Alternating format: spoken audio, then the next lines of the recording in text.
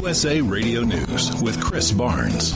Another day of dangerous heat facing about two-thirds of the nation today, but then it's going to start getting better, according to the National Weather Service's chief forecaster, Bob Orvik. We'll have at least one more hot day, specifically from the central and southern plains into the eastern U.S. on Sunday, with temperatures again 95 to 100 degrees and high heat indices. But as we go on to the beginning of the week, definitely some improvement.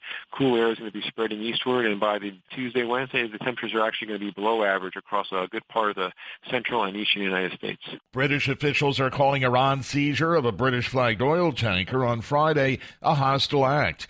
Iran's Revolutionary Guard posting a video showing speedboats pulling alongside the tanker and seizing it in the Persian Gulf. Iran's claiming the tanker was seized because it had collided with a fishing vessel. And this is USA Radio News. Yesterday, the 50th anniversary of the first moonwalks by two of the three crew members of Apollo 11. Vice President Mike Pence speaking at the Kennedy Space Center, making this pledge.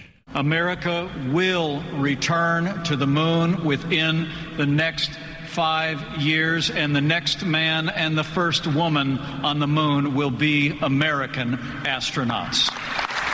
An entire nation hacked. A major data hack in Bulgaria this week affecting practically every taxpayer in the Eastern European nation, with tax records and other personal data belonging to 5 million Bulgarians ripped off the government's National Revenue Agency's database and published online. The origin of the hack remains under investigation. Manny Pacquiao has regained his welterweight boxing title with a win last night in a split decision against Keith Thurman to regain the WBA title in Las Vegas. And this is USA Radio News. A black Georgia state representative is claiming that a white man told her to go back where you came from while she was at the grocery store recently. Erica Thomas represents Georgia's 39th district and says in a Facebook video that she was in the 10-item or less lane and did have 15 items. And that's apparently what angered the man who she claims went up to her and said, "You lazy son of a blank, you need to go back where you came from." She says she's pregnant and can't stand for very long. She says he then said she was ignorant. AT&T is dropping CBS from its cable systems. CBS announcing AT&T has removed its TV stations from DirecTV, DirecTV Now, and AT&T Uverse systems, affecting 6.5 million customers. CBS Sports Network also removed.